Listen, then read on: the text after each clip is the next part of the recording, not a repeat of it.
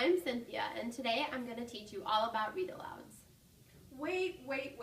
What exactly is a read-aloud anyway? Jamie, I was just about to tell everyone about them. That's exactly why I'm here today. A read-aloud is the act of someone reading a book out loud for others to hear. It's a simple act that is proving to be the single most important thing you can do to help a child prepare for reading and learning. No, wait. That sounds really important, but why? Read-alouds affect many different areas that will help a child in the long run. Oh, really? Like what? Well, have you ever shared a book with a child? That builds trust between you and the child. Yeah, I have. I never would have thought of that, though. On top of that, read-alouds build language and literacy skills, vocabulary, phonics, comprehension, and of course, storytelling. Storytelling? Yes, read-alouds can instill a love of reading in children, as well as help them be able to create their own stories and share them with others. But what read-alouds should I use? The type of read-alouds that have been proven to be most effective are the ones that engage children. Ones when they are asking and answering questions as well as making predictions, instead of just listening to the story. But what do I do to ensure that that happens? As a teacher, it's your job to encourage this type of read-aloud in your classroom by inviting children to participate and talk during the reading of the book, not just listening to the story. But does that mean that there will be a lot of interrupting and extra talking while I am trying to read the story to the entire group? Yes and no. In order to do a read-aloud, there must be some set expectations. Raising their hands and taking turns while talking is a must. But this type of reading is crucial for children. Okay, so I have them take turns asking and answering questions about the book. What else do I do? Other ways to involve and excite children, as well as to increase understanding and language development, is to invite children to retell or act out the stories. Reread the same story a couple different times on different days, stop and tell the children about new vocab words, and of course, talk about the pictures. That's great. But what about when I am reading stories so that the children can learn about a specific topic? Reading several books about the same topic and letting children play with objects related to the topic is really fun too. For example, if you have a pumpkin theme and read stories about pumpkins, why not bring one into the classroom and let them explore the pumpkin themselves? Whoa, that is a really cool idea. But back to the actual read-alouds. How do I start? I'm going to show you some examples of read-alouds in a classroom and how to do them in a little while, but that is a great question. Before you read a new book to children, go through the book and select 5 to 10 vocab words that you really want to focus on. Make sure that they are words needed to understand the story, as well as words that you believe the students will be able to use in other places or other stories. 5 to 10 vocabulary words that are important to the story, and that I think the children will experience in other settings. Got it. Now what? In order to introduce the book, we give, state, or imply the main problem of the story and show the front cover, sometimes the back cover. We talk about different pictures on each. Most of all, we make sure to use expression, gestures, pauses, and eye contact throughout all the reading that we do. This is starting to become a lot to remember, Cynthia. A little. But don't you do some of what I'm telling you when you read a story to the children already? This just adds a little bit more to make things more meaningful for them. Yeah, you're right. I guess I didn't think of it that way before. I want to go back to vocabulary words just for a moment or two. After you come to a selected vocabulary word, there are different ways to introduce them into the book. You can add a sentence that explains the word, use visual images to clarify the word meaning, use dramatic gestures, alter your voice, or even change the pace you are reading the book when you come upon a vocabulary word. All of these really let the children know that you're at the word that you want them to learn. Oh, this could be a lot of fun too. All right, I know how to get ready for the read-aloud and how to introduce the book. What else do I need to know while I read the book? Well, we already talked about the vocabulary part, so let's talk a little bit about what types of questions we ask students as we read the books. Remember that the goal of read-alouds are for the children to be active learners during and then to challenge their knowledge and their skills after. We want to ask what questions, like fill in the blank prompts. What will you think will happen next? Predictions. I always like predictions. What would happen in the next book? I didn't realize this was so important though. Sometimes I also relate what's going on in the book to our classroom. Is this part of the read-alouds? That's perfect. Just like you want to pick vocabulary words that students will see outside the story and be able to relate to in different areas of their lives, we also want to do this with the story itself. That makes sense. If the students can't relate to the story, they won't be engaged, which was one of the things you mentioned earlier. That's right. All of these things are related together. Predicting what is going to happen in the story, using the illustrations to let children make sense of what is happening, and recalling events from the book after the story are all great ways to challenge what children know, as well as what they'll be listening a little harder for the key things so they can contribute and answer questions when you ask. Now that I know all of what to do before the book, how do I introduce the book, and what do I do during the book reading? How do I end the story time and the book? Another great question. First, ask why questions that require the children to explain several different story events. After those questions, follow up with questions to answer broader questions that the children need to think about a little bit in order to answer. Also, it is important to encourage children to answer questions using the illustrations to support their thinking. This is really awesome, Cynthia. I'm so glad I have you helping me. Not a problem. I'd like to show you an example now, reading Peter Rabbit. Okay, today we're going to read the story, The Tale of Peter Rabbit. I've seen that show. In this story, Peter gets into mischief because he doesn't listen to his mom. Do you guys know what mischief means? Yes. What does it mean? When you get in trouble. Yep, get into trouble. What's the author of a book? The illustrator. No, what's the author? The pictures. Close, that's the illustrator. What's the author? words. Right, the person that writes the words. So Beatrix Potter is the author and the illustrator of this book. So she wrote the story and she drew the pictures. So if we look at the front page, what do we see? Rabbit. Peter. Peter, okay. Rabbit. Rabbit, do we see anything else? He's hiding. He's hiding, okay. Fence. A fence, very good. What do we see on the back of the book? A bed. A bed. And his mom.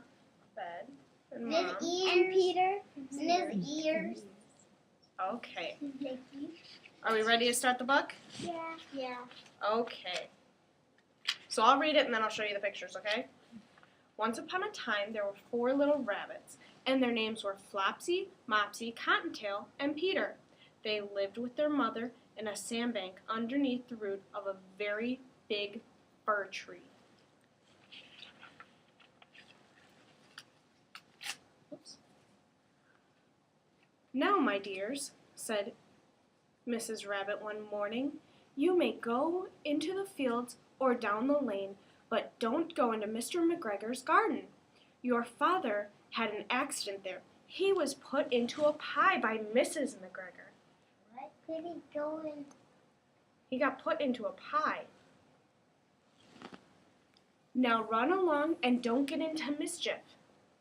I am going out. Do we remember what mischief means? You get in trouble. Very good. Okay. Okay. Then old Miss Rabbit took a basket and her umbrella and went through the woods into the baker. Went to the woods to the baker's. She bought a loaf of brown bread and 5 currant buns. Flopsy, Mopsy, and Cottontail, who were good little bunnies, went down the lane to gather blackberries.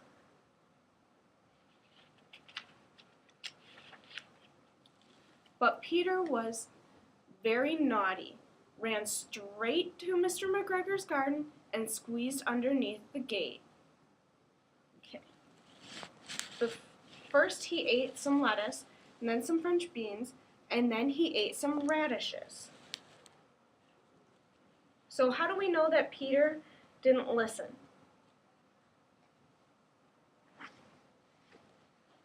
Because he went into Mr. McGregor? Yeah. He went into Mr. McGregor's garden? Who told him not to? His mom. And then, feeling rather sick, he went to look for some parsley. But round the end of the corner frame, whom should he meet? Mr. McGregor. What do you think Mr. McGregor's going to do? If we know that he caught his father, what do we think he's going to do? He's gonna capture Peter. He's going to capture Peter. Do we think anything else might happen? He might see his dad. He might see his dad, but he was made into a pie. Mr. McGregor was on his hands and knees planting out young cabbages, but he jumped up and ran after Peter, waving a rake and calling out, "Stop, thief!" Peter was most definitely frightened. He rushed all over the garden, for he had forgotten the way back to the gate. He lost one of his shoes among the cabbages, and the other shoe amongst the potatoes. After losing them, he ran on 4 legs and went faster, so that I think he might have got away altogether if he had not unfortunately ran into the gooseberry net and got caught by the large buttons on his jacket. It was a blue jacket with brass buttons, quite new. Peter gave himself up for lost and shed big tears, but his sobs were overheard by some friendly sparrows, who flew to him in great excitement and implored him to exert himself. So implored means to beg him. So they were begging him to get up and keep going. Mr. McGregor came up with a sieve, which is a big strainer. It's a gardening strainer, which he intended to pop upon the top of Peter. But Peter wiggled out just in time, leaving his jacket behind him, and rushed into the tool shed and jumped into a can. It would have been a beautiful thing to hide in if it had not had so much water. Make sure you stay over there, okay, guys? Mr. McGregor was quite sure that Peter was somewhere in the tool shed, perhaps hidden underneath the flower pots.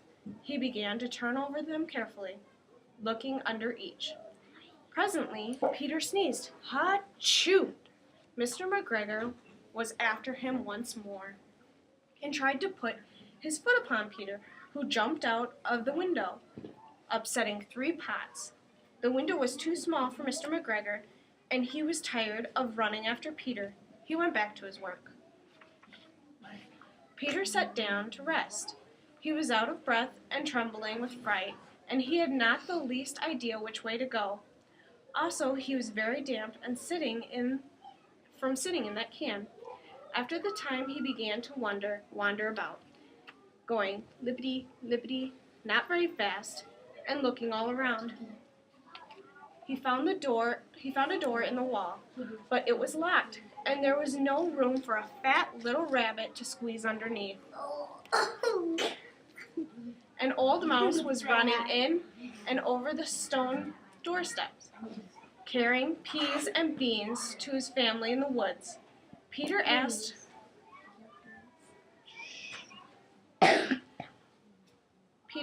her the way to the gate, but she had such a large pea in her mouth that she could not answer.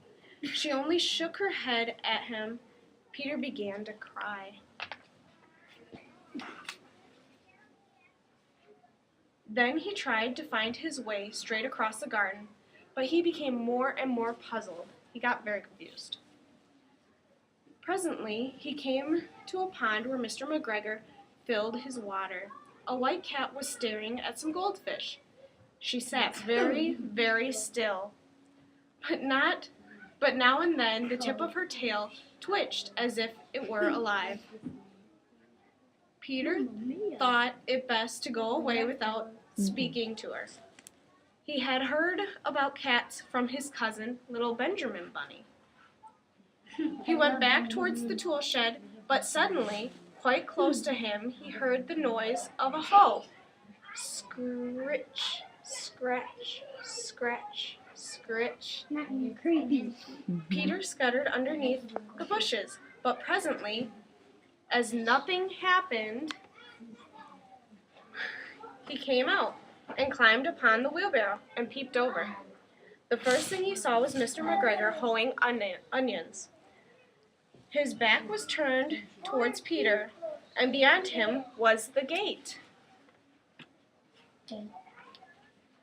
Peter got down very quietly off the wheelbarrow and started running as fast as he could along the straight walk behind some black currant bushes.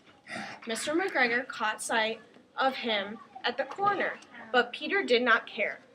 He slipped underneath the gate and was safe at last in the woods outside the garden.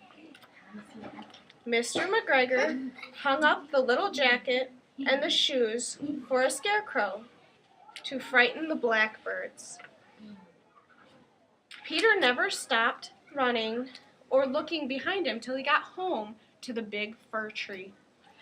He was so tired that he flopped down upon the nice soft sand in the floor of the rabbit hole and shut his eyes. His mother was busy cooking. She wondered what he had done with his clothes. It was a second little jacket and pairs of shoes that Peter had lost in a fortnight. Fortnight means 14 days. So in 14 days, he lost 2 jackets and 2 pairs of shoes. Yep. I am sorry to say, Peter was not very well during that evening. His mother put him to bed and made him some chamomile tea, and she gave him a dose of it. 1 tablespoon to be taken at bedtime. But Flopsy, Mopsy, and Cottontail had bread and milk and blackberries for supper. So who helped Peter get out of the garden? Do we remember? Very good. Okay. So why do we listen to our parents? It's because you don't want to get trapped because bad guys might get you. My mother says, if you do good things happen. If you do bad things happen. So bad would be not listening to your parents? Yeah. Are there any other books where you can think of... So you don't get sucked on. Can you think of any other books where the younger person doesn't listen to the older person? Like a child doesn't listen to its mom? Because you run away and eat your... Goldilocks, you think? Yeah. Because you eat your butt. Have you guys heard of Curious George? Yeah. Curious George does it. He doesn't listen to the man. He Very doesn't well. listen. No. Nope. Are older people always right? Yeah. Yeah. Does everybody agree? Mm-hmm. Have you gotten into mischief because you didn't listen? Have you ever done it? Nope. No? Nobody has? Can you think of a time when you did something that you thought was really hard? Yeah. What? Yeah. Yeah. What? Trying to rock climb to the top of the ladder. Rock climb? With the Y. Wow. What else? Trying to stay the arms. Mm-hmm. Trying to